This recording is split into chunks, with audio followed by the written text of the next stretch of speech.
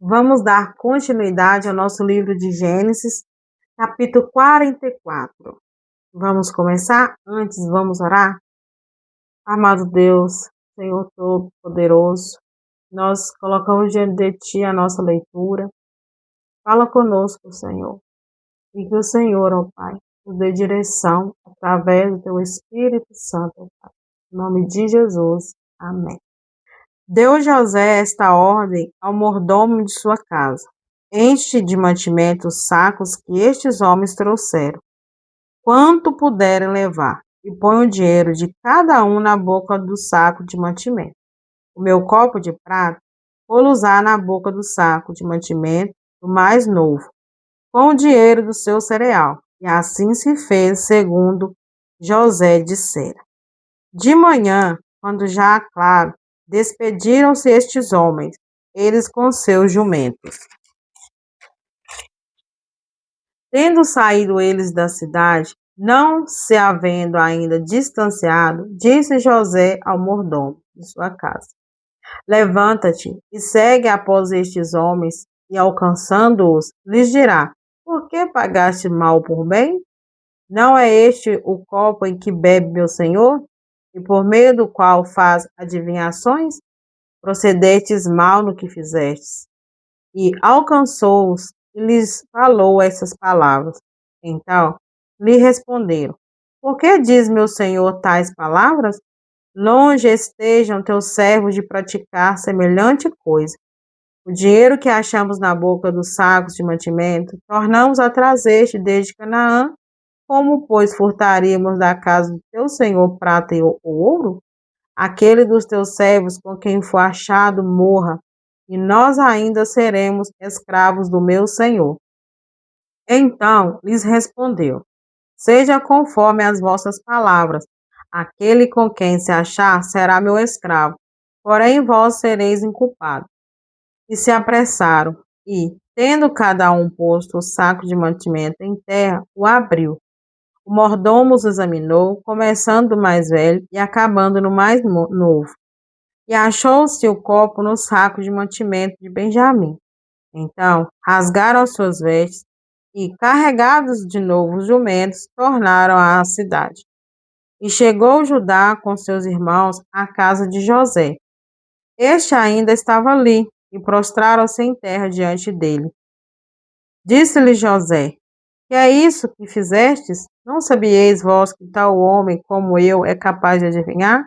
Então disse Judá: que responderemos a meu senhor? Que falaremos? Como nos justificaremos? Achou Deus a iniquidade de teus servos, e eis que somos escravos de meu senhor, tanto nós como aquele em cuja mão se achou o copo. Mas ele disse: longe de mim que eu tal faça. O homem cuja mão foi achado o copo, esse será meu servo. Vós, no entanto, suba em paz para o vosso pai.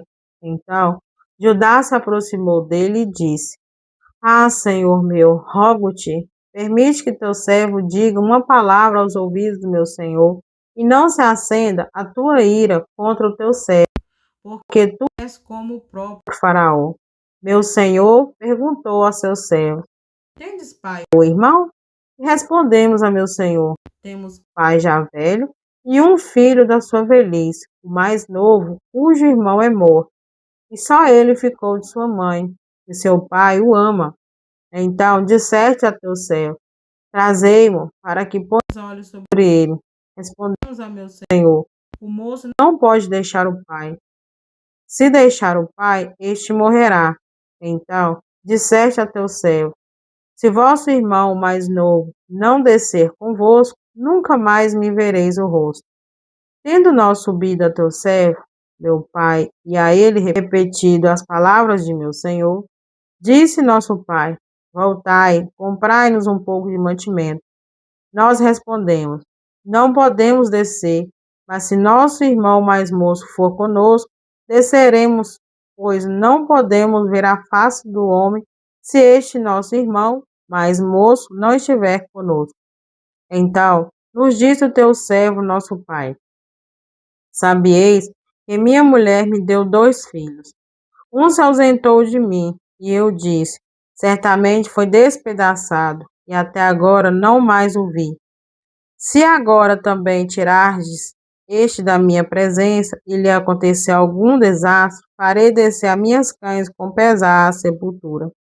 Agora, pois, indo eu a teu servo, meu pai, e não indo o moço conosco, visto a sua alma está ligada com a alma dele. Vendo ele que o moço não está conosco, morrerá. E teus servos farão descer as cães de teu servo, nosso pai, com tristeza à sepultura. Porque teu servo se deu por fiador por este moço para com meu pai, dizendo: Se eu não tornar a trazer-te, serei culpado para com meu pai todos os dias. Agora, pois, fique teu servo em lugar do moço, por servo de meu senhor, e o moço que suba com seus irmãos, porque como subirei eu a meu pai, se o moço não for comigo, para que não veja eu o mal que a meu pai sobrevirá. Então José, não se podendo conter diante de todos os que estavam com ele, bradou: Fazei sair todos da minha presença. E ninguém ficou com ele, quando José se deu a conhecer a seus irmãos. E levantou a voz em choro, de maneira que os egípcios o ouviam e também a casa de Faraó. E disse a seus irmãos: Eu sou José, vive ainda meu pai? E seus irmãos não lhe puderam responder, porque ficaram atemorizados perante ele. Disse José a seus irmãos: Agora chegai-vos a mim. E chegaram-se. Então disse: Eu sou José, vosso irmão, a quem vendeste para o Egito. Agora, pois, não vos entristeçai, nem vos irritei contra vós mesmos, por me haveres vendido para aqui, porque para a conservação da vida Deus me enviou diante de vós, porque já houve 2 anos de fome na terra, e ainda restam 5 anos em que não haverá lavoura nem colheita. Deus me enviou diante de vós para conservar a vossa sucessão na terra e para vos preservar a vida por um grande livramento. Assim, não fostes vós que me enviaste para cá, e sim Deus, que me pôs por pai de Faraó e senhor de toda a sua casa, e como governador em toda a terra do Egito. Apressai-vos, sube a meu pai e disse-lhe: Assim manda dizer teu filho José: Deus me pôs por senhor em toda a terra do Egito. Desce a mim, não te demores. Habitarás na terra de Gozém, e estará perto de mim, tu, teus filhos, os teus filhos de teus filhos, e teus rebanhos, o teu gado, e tudo quanto tens. Aí te sustentarei, porque ainda haverá 5 anos de fome, para que não te empobreças, tu e tua casa e tudo o que tens. Eis que vedes por vós mesmos, e meu irmão Benjamim vê também, que sou eu mesmo que vos falo.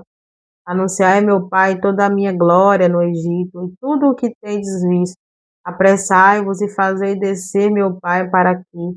E lançando-se ao pescoço de Benjamim, seu irmão, chorou. E abraçado com ele, chorou também Benjamim. José beijou a todos seus irmãos e chorou sobre eles. Depois seus irmãos falaram com ele. Fez-se ouvir na casa de Faraó esta notícia: São vindos os irmãos de José.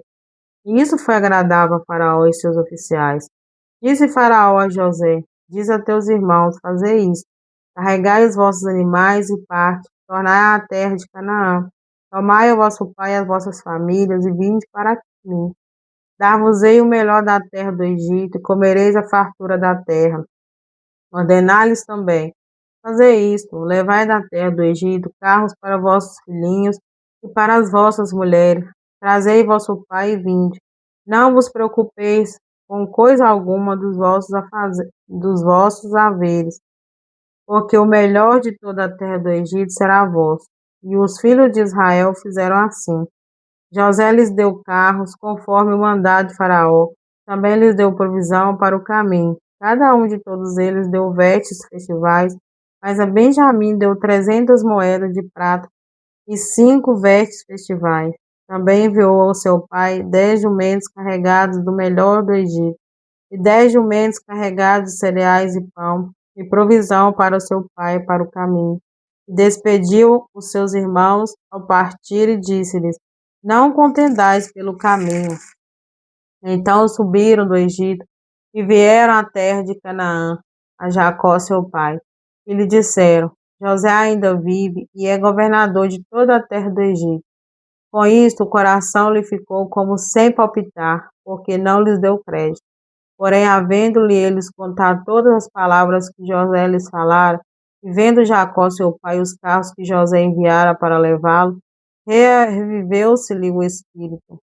E disse Israel: Basta, ainda vive meu filho José, irei e o verei antes que eu morra. Como a palavra de Deus se cumpre. Lembra do sonho que eles tiveram, que os feixes se curvavam ao feixe de José, o sonho que José teve? E justamente aqui o que aconteceu foi isso. Os irmãos se curvaram perante José, se prostrar, aqui, ó, fala aqui no versículo 14. E chegou Judá com seus irmãos a casa de José, este estava ali, e prostraram-se em terra diante dele. Então, se prostraram, os sonhos se cumpriu, tudo se cumprindo a palavra de Deus. E a preocupação de José aqui, era para José ficar triste, para José ficar irritado com os irmãos, mas ao contrário, José viu que isso tinha que acontecer, e Deus estava no controle de todas as coisas, e José deu o conselho para eles não se entristecerem, não se irritar com eles mesmos, por haver vendido, por eles ter feito aquilo, vendido José.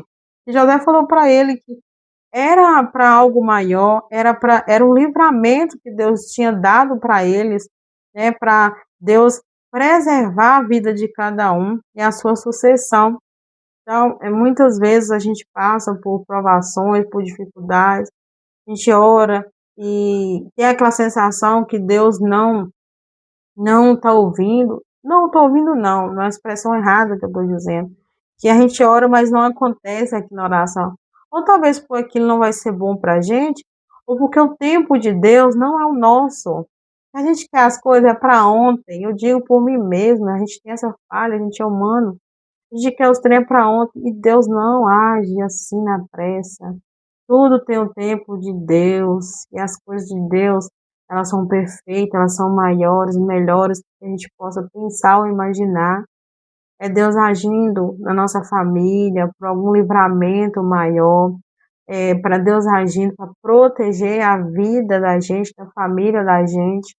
Então Deus sabe de todas as coisas, a palavra de Deus diz que Ele nos conhece antes mesmo da gente ser gerado. Né? Então, eu acredito que Deus já sabia qual seria o meu nome, Ângela.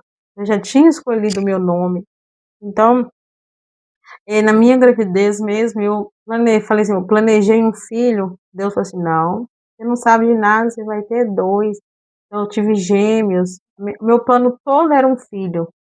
Vou ter um filho, vou parar por aí, vou criar bonitinho. Ixi, foi tudo ao contrário. Veio dois, e só no segundo ultrassom que eu vi que era dois. Então, Deus ele age no escuro, Deus ele age no invisível, e a gente não vê isso. É só pela fé, para a gente ter fé, a gente crer nele, e que os planos dele não são os nossos planos, que por isso a importância, eu aprendi, colocar tudo diante dele, para os nossos planos ser de acordo com os planos dele. Isso a gente vai saber através da oração, né, do deleitar-se em Deus. Ele nos confirma o plano dele. Por mais que seja difícil, a gente é isso que é a preciosidade.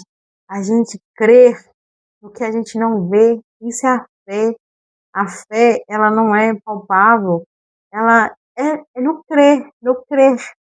Essa é a magia da fé. Eu posso dizer assim, uma magia, mas eu não sei expressar a palavra.